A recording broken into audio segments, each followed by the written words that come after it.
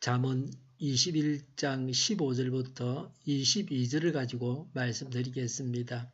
15절에 정의가 실현될 때에 의인은 기뻐하고 악인은 절망한다고 했습니다. 정의가 실현됨으로 의인은 보상을 받아서 기뻐하는 것이 아니라 의인의 품성이 정의를 행하는 것을 통해서 큰 기쁨을 느끼기 때문입니다. 의인이 정의를 행함으로 악인이 멸망하게 합니다. 악인은 의인이 행하는 정의의 심판에 의해 정죄받아 멸망합니다. 우리나라와 북과 온 세상에 이런 일이 일어나야 합니다. 정의가 실현되어서 의인은 기뻐하고 악인은 절망해야 합니다. 이 말씀이 이루어지게 해주십사고 기도합니다. 교회 안에서도 이 말씀이 이루어지게 해주십사고 구합니다. 21절에 정의와 신의를 좇아서 살면 생명과 번영과 영예를 얻는다고 했습니다. 하나님은 정의로우셔서 영적인 열매를 맺는 자에게 합당한 상급을 주십니다. 하나님의 말씀에 순종하여 선한 열매를 맺는 자는 생명과 영광과 면류관을 얻습니다. 이런 보상은 현세에서도 받고 마지막 날에 그리스도의 심판으로 완전히 이루어집니다. 16절에 슬기로운 길에서 빗나가는 사람은 죽은 사람들과 함께 쉬게 될 것이다 라고 했습니다. 슬기로운 길은 하나님을 경외하고 하나님의 뜻에 따라 도덕적이고 정의로우며 믿음을 지키는 경건한 생활을 말합니다. 슬기로운 길을 버린다고 하는 것은 의로운 삶을 버리고 악한 삶을 사는 것을 말합니다. 결국 하나님의 심판을 받아 영벌에 이르게 됩니다. 죽은 사람이라는 말에서 지옥 가는 자가 많다는 것을 암시합니다. 우리의 전도를 통해서 지옥길을 가던 사람이 천국길을 가야 합니다. 우리는 천국길을 곧장 가게 해주십사고 간구해야 합니다. 17절에 향락을 좋아하는 사람은 가난하게 되고 술과 기름을 좋아하는 사람도 부자가 되지 못한다고 했습니다.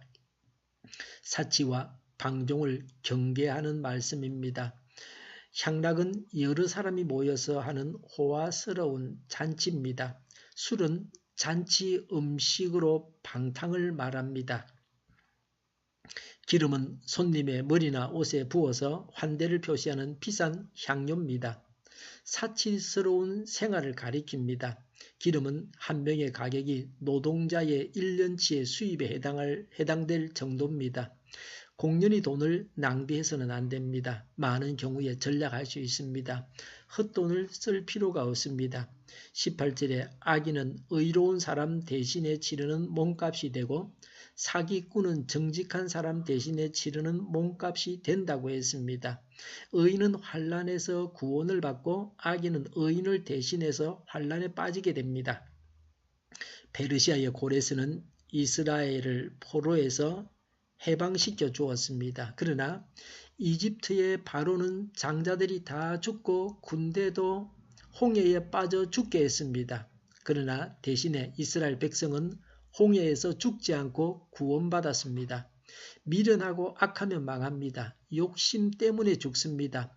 죄악으로 인해서 죽습니다. 19절에 다투며 성내는 아내와 함께 사는 것보다 광야에서 혼자 사는 것이 더 낫다고 했습니다. 평안이 없으면 물질적, 육체적 어려움보다 더 고통스럽습니다. 이미 결혼한 자에게 이혼을 권고한 말씀은 아닙니다. 미혼자에게 배우자 선택을 신중하고 지혜롭게 할 것을 권고하고 있습니다. 가정 화목이 무엇보다 중요합니다. 무엇 때문에 싸웁니까? 싸워야 할 일이 있으면 싸워야 할 것입니다. 시시콜콜 사소한 문제를 가지고 싸웁니다. 싸우지 않아도 될 일을 가지고 싸웁니다. 자신의 감정을 다스리지 못해서 싸웁니다. 일도 아닌 것을 가지고 가정을 지옥으로 만듭니다. 좋은 관계를 깨뜨려 버립니다. 20절에 지혜 있는 사람의 집에는 값진 보물과 기름이 있지만 미련한 사람은 그것을 모두 탕진하여 버린다고 했습니다. 지혜 있는 자는 미래를 대비하여 금소하게 전략하며 살지만 미련한 자는 미래를 생각하지 않고 오늘을 즐기기 위해 모든 재물을 낭비해 버립니다. 지혜 있는 자에게는 재산이 모이지만 미련한 자는 있던 재산도 다 잃어버립니다. 카드 대출을 해서 비싼 이자를 지불하느라 더 가난해집니다. 예수님의 비유 가운데 탕자의 비유에서 둘째 아들은 아버지로부터 재산을 받아서 방탕한 생활을 하여 모두 탕진하여 버렸습니다. 우리는 허무는 자가 아니라 더욱 발전시켜 나가는 자가 되어야 합니다. 22절에 지혜로운 사람은 용사들이 지키는 성에 올라가서 그들이 든든히 믿는 요새도 무너뜨린다고 했습니다.